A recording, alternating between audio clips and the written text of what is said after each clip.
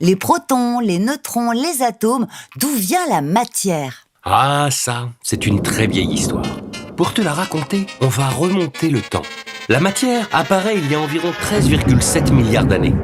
À cette époque, selon le modèle du Big Bang, l'univers qui renferme tout l'espace est infiniment dense et chaud.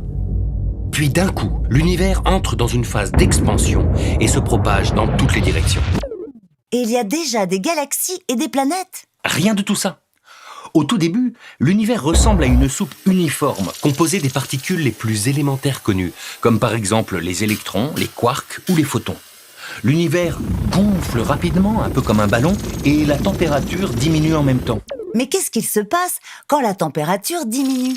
Plus la température diminue, et plus les particules arrêtent de s'agiter. Environ une microseconde après le début du Big Bang, la température est d'environ 10 000 milliards de degrés. Elle a suffisamment diminué pour que les quarks commencent à s'associer par 3 pour former les protons et les neutrons. Ah, ça commence. Avec les protons et les neutrons, on peut former le noyau des atomes. Exactement. Les noyaux d'hydrogène sont déjà formés. En effet, ils sont constitués d'un seul et unique proton. Entre 3 et 20 minutes après le début du Big Bang, quand la température passe en dessous de milliards de degrés, les protons et les neutrons s'associent pour former les premiers noyaux de deutérium, d'hélium et de lithium. C'est ce qu'on appelle la nucléosynthèse primordiale. Regarde, on peut enfin commencer à remplir le tableau périodique des éléments ou tableau de Mendeleïev. Ok, on a les premiers noyaux. Et après? Après, il faut patienter un peu. 380 000 ans après le début du Big Bang, la température de l'univers descend à environ 3000 degrés Celsius. C'est suffisamment froid pour que les électrons s'agitent moins et se lient au noyau déjà formé. Résultat, les tout premiers atomes d'hydrogène, d'hélium et de lithium apparaissent. Oui, mais il en manque encore beaucoup. C'est parce que la création de nouveaux éléments marque une pause pendant près d'1 milliard d'années.